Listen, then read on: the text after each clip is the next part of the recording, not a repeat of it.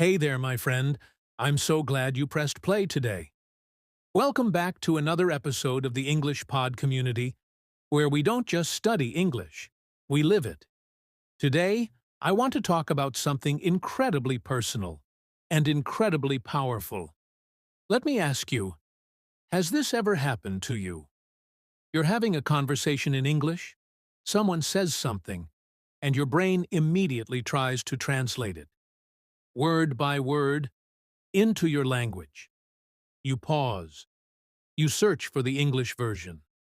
You try to put it together. And by the time you do, the moment's already gone. I get it. I've been there. If your brain still whispers translations before every sentence, you're not alone. But what if I told you? It doesn't have to be that way forever. What if I told you there's a moment, a turning point, when English starts to feel natural? And no, I'm not talking about perfect grammar or a native accent. I'm talking about something deeper. Thinking in English. Feeling it in your thoughts, not just memorizing it from a textbook. This episode is all about that moment. The day things shifted for me. And how, step by step, you can train your brain to stop translating and start thinking directly in English. So, if you've ever said to yourself, "Why do I know so many words, but I still can't speak fast?" Or, "Why do I freeze when someone talks to me?" This episode is made for you, because today I'll share real stories, simple techniques, and the mindset that helped me unlock natural, automatic English. Right here, right now. Let's begin. Before I could think in English, every conversation felt like a mental workout. I remember being at a cafe, not even abroad, just in my hometown, and I saw a tourist at the table next to me. They looked confused, so I smiled. They smiled back and asked me something in English. It was a simple question. Is this seat taken? And yet, my brain went into panic mode. I understood the words. Seat, taken. I'd learned them before. But I still froze. Because in that split second, my brain did what it always did. Step 1. Hear the sentence. Step 2. Translate it into my native language. Step 3. Form a response in my native language. Step 4. Try to translate that response into English. Step 5. Finally say it, hopefully before they walked away. It was exhausting. I felt like a computer buffering, loading, always one step behind the conversation. And it wasn't just that one moment. It happened at work, in online meetings, on calls, even when I tried to enjoy a movie or YouTube video in English. I'd constantly pause and rewind, trying to understand instead of feel. I kept thinking, why do I know so many English words, but still feel like I can't speak? The truth, I was thinking in my language, and then trying to convert it. That's when I realized something had to change. I didn't just need more grammar or more vocabulary. I needed a different way of thinking, a new approach to fluency that wasn't about translating, but transforming how I experienced English in my mind. That moment was the beginning of everything. Ready to find out how I made the shift? Let's go deeper. In the next chapter, let me take you back to a moment that still sticks in my memory. I was at a small restaurant, nothing fancy. I'd been practicing English for months. I had my vocabulary lists. I knew the grammar rules, but none of that helped me when the waiter walked over and casually asked, "What can I get started for you today?" Now, that might sound simple to you, but my brain didn't process it that way. First, I heard, "What can I get?" Okay, got it. He's asking what I want. Then, "Started for you?" Wait, what does that mean? Start what? Is it a starter? Is it the beginning of the meal? I froze. I smiled politely and said, wait, please. While he walked away, I panicked. I opened Google Translate under the table.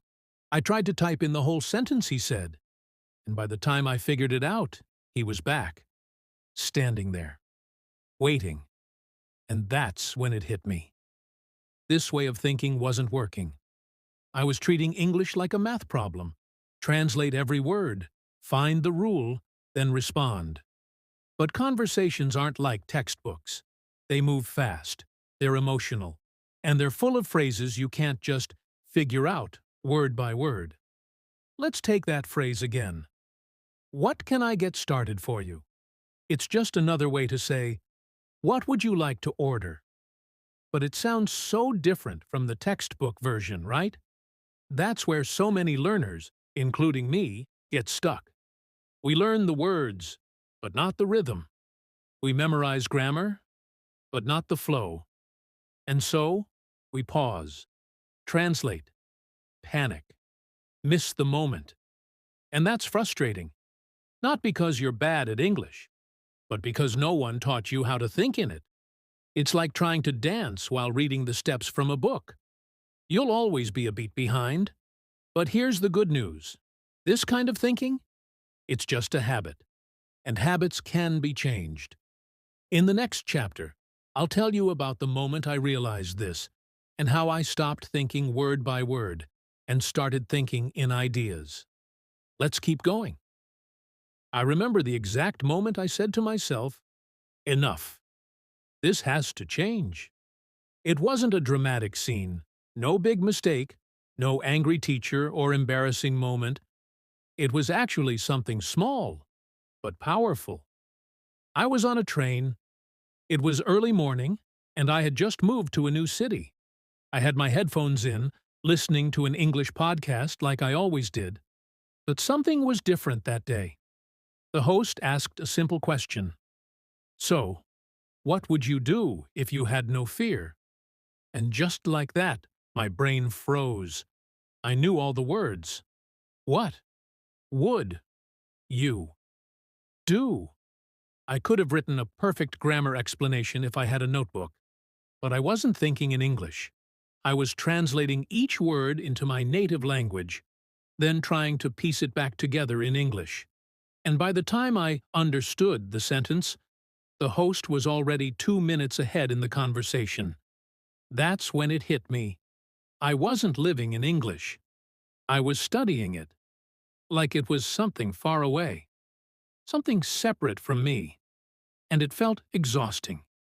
Every conversation, every podcast, every sentence. It felt like running uphill with a heavy backpack. I looked out the train window that day and whispered to myself, this can't be the way fluent people think. I'm missing something. And that's when I decided, no more translating word by word. No more waiting for the perfect sentence. No more treating English like a puzzle to solve. I needed a new mindset.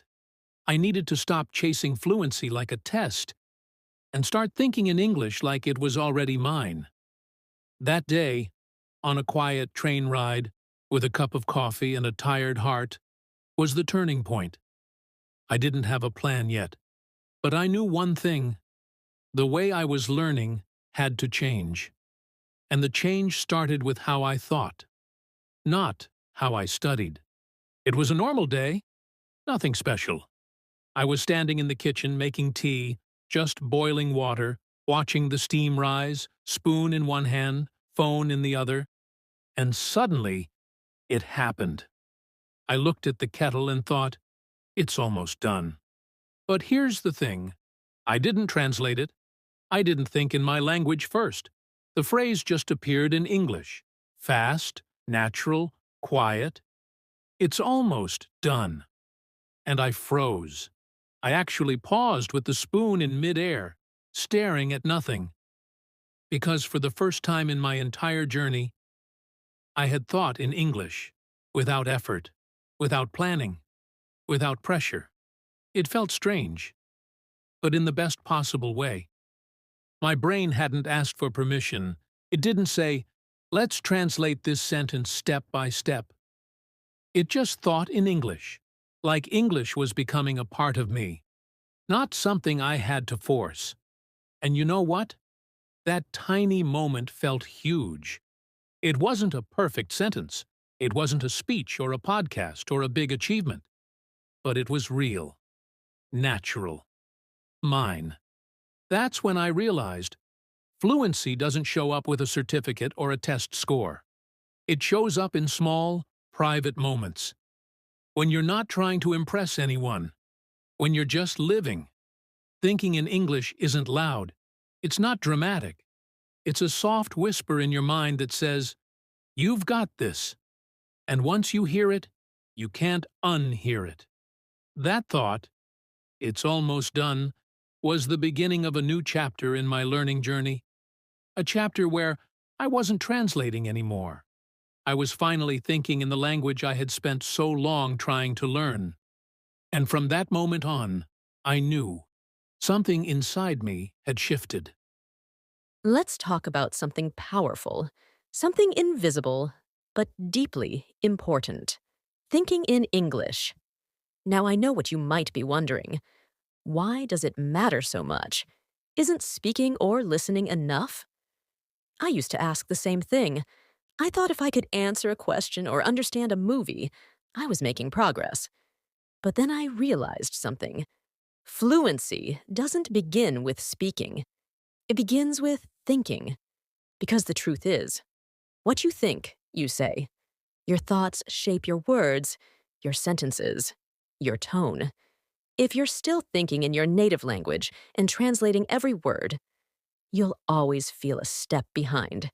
You'll pause when you don't want to pause. You'll forget words you do know. You'll feel nervous. Not because your English is bad, but because your brain is working too hard behind the scenes. Fluency lives in your thoughts. Let me say that again. Fluency lives in your thoughts. When your brain starts building phrases in English, when it starts reacting in English, that's when you start sounding natural. That's when English starts to flow. And here's what's amazing. Thinking in English helps every other skill. It helps you listen better because your brain's not translating. It's just understanding. It helps you speak better because you're not building a sentence one word at a time. It even helps your confidence because you stop second-guessing yourself every 2 seconds. I remember once, someone asked me for directions in English, and I answered without hesitation. It was short, simple, but I wasn't translating. I was thinking and responding in the same language, and that gave me a feeling of confidence no textbook ever did. Thinking in English doesn't mean you'll never make mistakes. You will. I still do. But you'll speak with more rhythm. You'll understand jokes, pauses, emotion. You'll sound like you, not like someone reading from a script. So if you've been focused only on grammar rules or vocabulary lists, take a breath and start focusing inward on how you think. Mornings used to be all over the place for me. I'd wake up, grab my phone, check messages in my native language, scroll a little, maybe think about what I had to do that day, all in my own language. And guess what? That energy followed me the rest of the day. I realized that if I wanted to live in English, if I truly wanted to think in English, I had to start my mornings differently. So I created a new habit, a brain warm-up in English. And no, it wasn't complicated. First, I started with a short podcast, something calm, conversational, and easy to follow. Nothing academic or heavy, just natural English flowing into my ears while I made my bed or brushed my teeth. Next, I began narrating my actions out loud. I'm pouring water. I'm looking for my socks. I'm feeling a little tired, but I'm ready for the day. It may sound silly, but it works. Your brain starts to make connections. It doesn't wait for a translator. It just speaks. And then came my favorite part. Morning affirmations in English. Simple ones like, I'm learning something new today. I speak English with confidence. My voice matters. I'd repeat them out loud, slowly, with feeling, even if I didn't believe them fully yet. Because words shape beliefs, and beliefs shape habits. And this one small routine, 10 or 15 minutes max, helped my brain wake up in English. So if you want to stop translating in your head, try this. Tomorrow morning, don't start your day in your native language. Start it in English. Let English be the first voice you hear. And soon, it'll become the voice inside your head, too. There was a time when I wouldn't open my mouth unless I was sure my grammar was perfect. I'd rehearse a sentence in my head 10 times before saying it. And you know what usually happened? I said, nothing. I was so afraid of making a mistake that I'd rather stay silent than risk sounding wrong. But one day, I was in a cafe, and I needed help. I couldn't wait to find the perfect words. So I said something like, I want this, but not hot cold, please. Broken English. No fancy sentence structure, not even a full sentence to be honest. But you know what happened? The barista smiled. She nodded. Oh, you mean iced, right? And I laughed and said, yes, iced. That moment changed everything for me because the goal of English, or any language, isn't perfection. It's connection. That's when I truly understood. It's okay if it's wrong. Just say it. You don't need perfect English to be understood. You need brave English, real English, honest English. Since that day, I've given myself permission to speak, even when I'm unsure. And every time I speak, I get a little bit better, a little more fluent, a little more free. So here's your permission too. Make the mistake. Mix the tenses. Forget the article, but speak. Because every time you say something, your fear gets quieter and your voice gets louder. Let your English be alive, not perfect. One of the biggest turning points in my English journey was when I stopped memorizing single words and started learning in chunks. See, I used to keep notebooks full of random vocabulary. Apple, walk, understand. But when I had to speak, I didn't know how to put those words together naturally. I'd freeze, trying to create perfect sentences from scratch, and it took forever. Then I learned the power of phrases, ready to use expressions like, I'm just kidding. It depends. That makes sense. These were short, real, and used all the time in natural conversation, and they didn't require translation. When someone said, that makes sense, my brain didn't go, oh, that means it is logical. No, it just felt right. I understood the phrase as one idea. Learning chunks helped me think faster and sound more natural. I didn't have to build a sentence. I just used one. So here's what I want you to do. Pick one useful phrase every day. Say it out loud. Use it in your thoughts. Write it in a sentence. Live with it. Because when you start thinking in phrases, not words, you stop translating and start speaking like someone who lives in English. One of the most powerful and honestly weirdest habits that changed everything for me was talking to myself in the mirror. Yep, just me, my reflection, and English. At first, it felt awkward. I'd look into my own eyes and say things like, how was your day? Or, you did great today. My voice was shaky. I'd forget words. But that moment, face to face with myself, was where real growth began. Here's why mirror practice works. When you look at yourself and speak, you simulate a real conversation. You engage emotionally. You notice your expressions, your tone. You become aware of how you speak, not just what you say. I used to start small.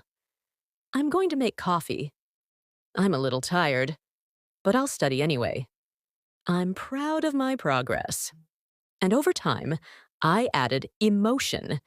I practiced angry phrases, happy ones, confused questions. Wait, what do you mean by that? I'd ask myself, and then answer back. That's when English stopped feeling like a subject and started feeling like a voice inside me. So if you're shy or scared to speak with others, start here. No pressure, just you and the mirror. Try it tonight. 1 minute, one phrase, one honest conversation with yourself. You'll be amazed at how fast your confidence grows.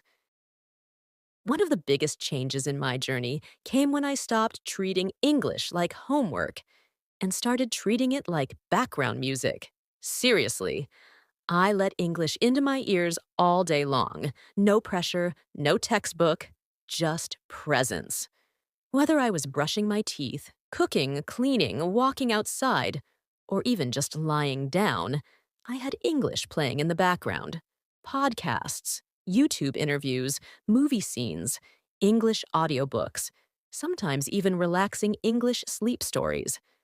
I didn't sit and study them. I just listened. Here's the thing. You don't need to understand every word. You don't need to write things down or hit pause every 10 seconds. What you need is exposure. You need to absorb the rhythm, the tone, the melody of real English.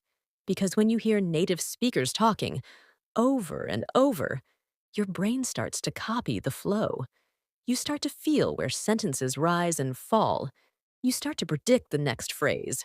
And eventually, your own speaking becomes more natural without even trying.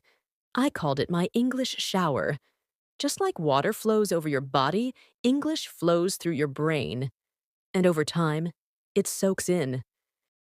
At the end of the day, when everything is quiet and your thoughts start to slow down, that's the perfect moment to connect with English. And for me, that moment always meant one thing: journaling. Not long essays, not grammar-perfect sentences, just a few honest lines. I'd grab my notebook or open a simple notes app and write, "Today I felt tired, but proud. I had a good conversation in English. Tomorrow I'll try to speak more." It wasn't about impressing anyone. It was about training my brain to express itself in English. When you write about your real thoughts, your real experiences, your emotions, something clicks. You're not memorizing anymore. You're thinking. Sometimes I'd describe what happened during the day. Other times, I'd write about my dreams, goals, or even my problems. The most powerful part. When I looked back weeks later and saw how much more naturally the English was flowing, this small, calm habit helped me translate my life into English. And over time, it made me feel like English wasn't just a skill, it was a part of me. So tonight, try this. Write 3 to 5 sentences in English. Don't worry about mistakes. Don't look up fancy vocabulary. Just say what's on your heart. In your second language. You'll be amazed how this simple habit rewires your mind for fluency. When I stopped translating and started thinking in English, my entire experience with the language shifted. At first, it was subtle. I didn't notice right away. But then, things started happening. I began replying faster in conversations. I wasn't overthinking every sentence. Words just came. Sure, they weren't always perfect, but they were natural, smooth, real. In the past, I'd freeze when someone spoke quickly. My brain would hit pause. Now, I stay in the conversation. I understand in real time, not 2 seconds later after mentally translating everything. And confidence? Wow, it wasn't the loud kind. It was quiet confidence, the kind that shows up when you raise your hand to speak, or when you don't panic ordering food, joining a call, or even just joking with someone in English. Thinking in English took me from, "I hope they understand me," to, "I'm ready, let's talk." It's not about being perfect. It's about being present. And when English became my inner voice, not just a subject, everything flowed better. From listening to writing, to connecting with people, I felt more alive in the language. And honestly, it felt like freedom. Let's make this real. Right now, I'm giving you a simple, powerful 3-day challenge to kickstart your thinking in English journey. No complicated grammar, no memorizing rules, just real daily action. Step 1. Narrate your day out loud. From the moment you wake up, try describing what you're doing in English. I'm brushing my teeth. I'm making breakfast. It doesn't need to be fancy. Just say what's happening. This builds the habit of thinking in English. Step 2. Listen to real English for 30 minutes. Podcasts, YouTube, movies, interviews. Choose content that feels natural. Listen for tone, rhythm, common phrases. And don't pause or rewind every 5 seconds. Let it wash over you. This is how babies learn. And it works. Step 3. Write a short reflection in English. At night, grab a notebook or open your phone. Write 3 to 5 sentences. What did you do? What did you learn? What did you think? In English? This helps you slow down, reflect, and track your progress. 3 simple things, 3 days. That's all. But I promise, if you do this with full effort, something inside you will shift. You won't just study English, you'll start to live it. So, let's take a breath. Today, we've talked about the turning point, the shift from translating every word to thinking freely in English. And now, it's your turn. You don't need to be perfect. You don't need to know every word. You just need to begin. Say your thoughts out loud. Listen without pressure. Write without fear. Every little moment you spend in English brings you closer to fluency. One sentence, one thought at a time. Your challenge? Try the 3-day plan. Narrate, listen, write. Then come back and tell me what changed. And if this episode helped you, I'd love it if you'd subscribe, leave a review, or just share your own story in the comments. Because English isn't just a language, it's a voice, and your voice matters. Let's keep growing together.